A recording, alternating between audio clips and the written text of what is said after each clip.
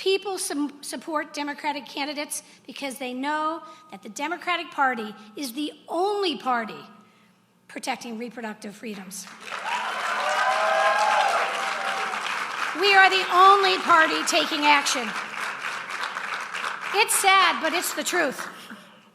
As a result of these collective efforts, one of the most successful midterm elections in history happened. And now, together, we're going to build on that. We're going to make sure that we're even more successful in 2024 elections. This is what we are here to do. We're going to take back the House and expand our gains in the Senate.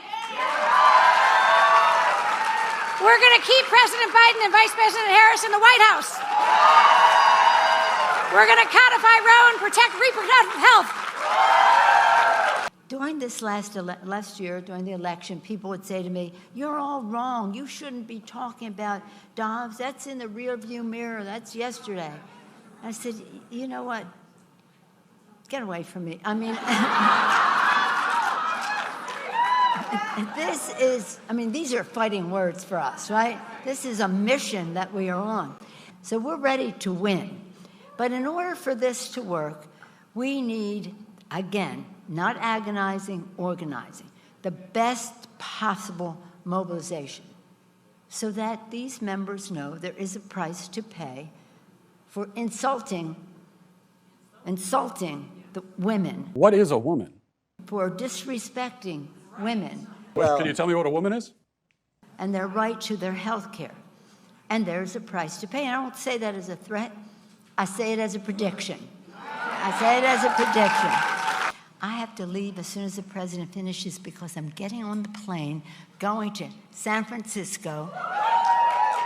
And when I land, it'll be just dark enough for me to flip the switch, thank you, just dark enough for me to flip the switch to have the Bay Bridge lit up in gay pride colors for Gay Pride Week. It has to be dark enough. But in any event, let's thank Emily's List. Oh my gosh, the Pro-Choice America of NARAL, Emily's List, Planned Parenthood for America, they and all of you. Now, there are many young people here, and that's a beautiful thing. But they're the youngest, and it's all about the children. So if you want to go into the arena, you have to be prepared to take a punch. But you also have to be prepared to throw a punch for the children. Throw a punch for the children.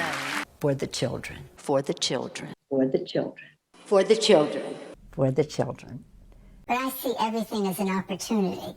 So don't mess with me. Get away from me. For the future, we're ready for a great Democratic victory. Thank you all so much. Thank you.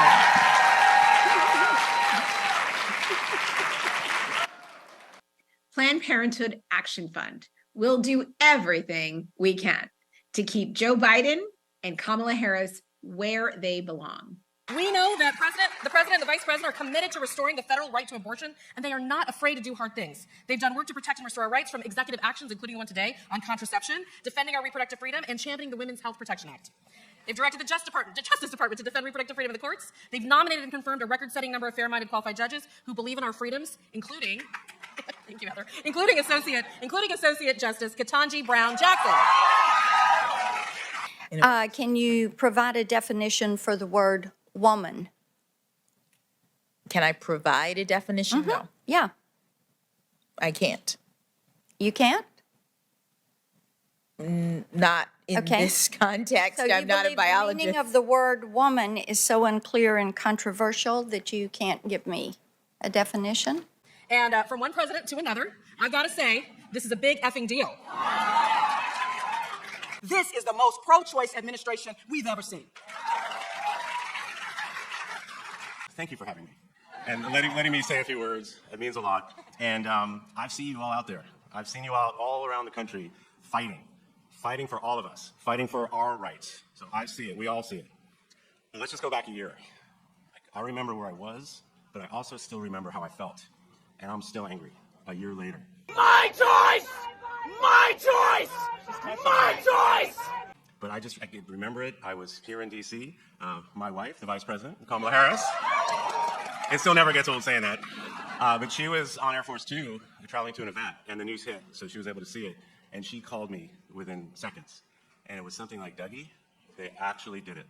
They actually did it. And then within minutes, our then 23-year-old daughter, Ella, texted me. And I hear from her when I want to hear from her, but this was one of these, Dad, you need to do something about this. And then within minutes after that, my 80-something-year-old mother, Barb, again, I don't hear from her unless I need to hear from her.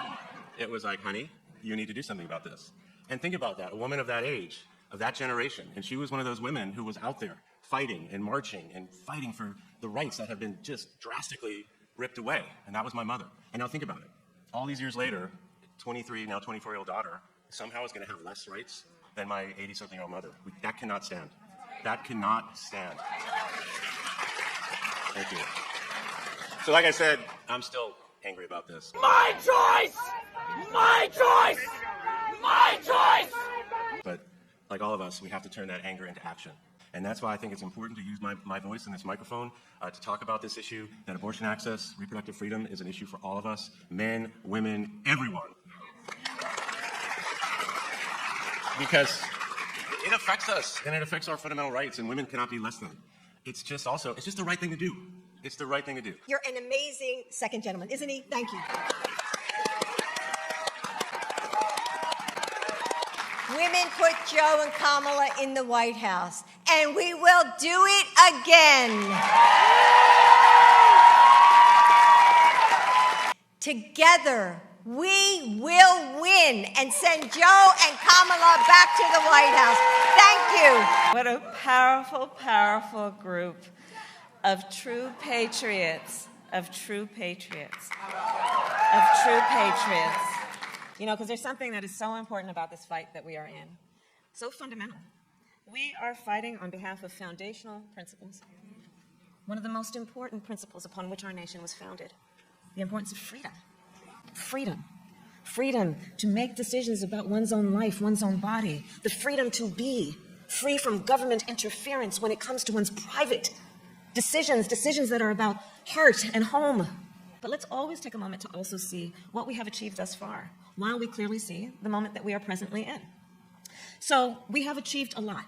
And I know that in particular when the Dobbs decision came down, a lot of us, it hit us very hard. Doug talked about it. Jill has talked about it. We all know how we felt. It really, it was painful. My choice! She's touching my choice! She's touching my choice! But let's also remember what we have achieved together to continue to provide us with the sustenance that we rightly deserve to know that we make a difference when we are in this fight. And let us center on this moment also. And I do believe this is a moment when we are seeing a national agenda, which is a full-on attack on so many of our hard-won rights and freedoms that we thought were long settled, but are now under attack. That's the moment we are in, including almost exactly 1 year ago when the United States Supreme Court, the Court of Thurgood, the Court of RBG, took a constitutional right that had been recognized from the people of America, from the women of America. The Court of Thurgood, the Court of RBG,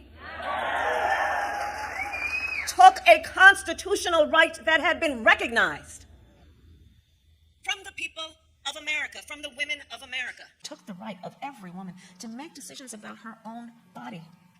And a year later, it is also clear that extremists in Congress plan to ban abortion nationwide. Nationwide. But I have news for these extremists. As I look at all the friends and leaders, the people of America will not accept that. Planned Parenthood will not accept that. Narrow pro-choice America will not accept that. Emily's List will not accept that. And you know President Biden and I will not accept that.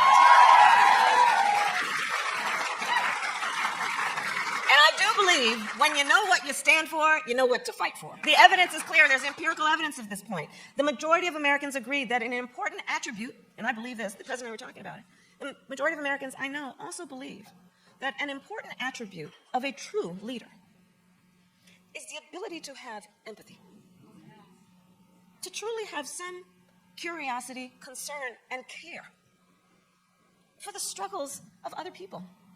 You know, there's something happening in our country right now where some people would suggest that the measure of strength is based on who you beat down. That's perverse. The true measure of strength is based on who you lift up.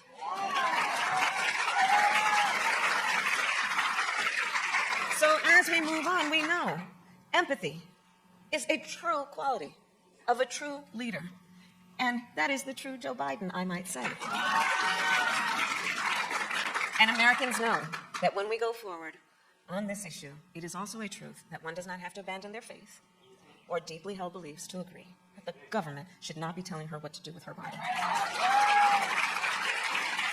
So Planned Parenthood, NARA, Emily's List, we stand and we fight for the women, for the people of America, and for the dedicated healthcare providers of America, providers like our next speaker, and I'm so proud to introduce her, an OBGYN who is on the front lines of this fight. My name is Dr. Serena Floyd. My pronouns are she, her, and I'm a board-certified OBGYN and an abortion provider. I am angered and I am frustrated every day by opponents of sexual and reproductive health who believe it is their right to control the bodies, lives, and futures of millions. Thank you, Doc. I appreciate that introduction. I really do. My name is Joe Biden. I am Jill's husband and Kamala's running mate. Y'all think I'm kidding. And I want to thank all of you, Emily's List, NARAL, Planned Parenthood, for your endorsement. It's a big deal. It's a big deal. Your support was critical last time around, and we're so grateful for it, and we're working hard with you again. I believe that one of the best ways to continue making progress is to ensure women are at every table where every decision is made. And that's not hyperbole. That's not hyperbole. I promised that my administration would look like America. My cabinet is the first majority female cabinet in history. You just heard from the first woman ever Vice President of the United States. And perhaps the most critical of milestones we mark tomorrow, we are reshaping our courts. We've appointed more black women to the Federal Circuit Courts of Appeal than every other president in American history combined. And of course, I was proud to keep my promise to appoint Justice Jackson, the first black woman in the Supreme Court. And by the way, she's smarter than the rest. I'm serious, she's incredible. She is genuinely incredible. When does life begin, in your opinion? Senator, I don't know. Ma'am? I don't know. Do you think your colleagues are with us? Well, I tell you what, they better damn well be. Over the last week or so, we've seen extraordinary support from three of the most important voices in the country coming together to get behind this campaign. Organized labor, climate leaders, and all of you representing the powerful groups fighting to protect advantage for women's rights. Your strong support, your determination, your advocacy are why I know I've said this before, and I want you to listen again. I mean it from the bottom of my heart. I have never been more optimistic about America's future than I am today. And with your help, Kamala and I will continue to make the progress. We're going to finish this job. We just have to remember who the hell we are. We're the United States of America, and there's nothing beyond us if we work together. So God bless you all. May God protect our troops. Let's go get this done. Let's get it done. Thank you. But my mother had an expression. She said, Joey, never bow, never bend, never yield. Just get up. Oh, you think I'm kidding. You didn't know my mom. I mean, no, really, think about it.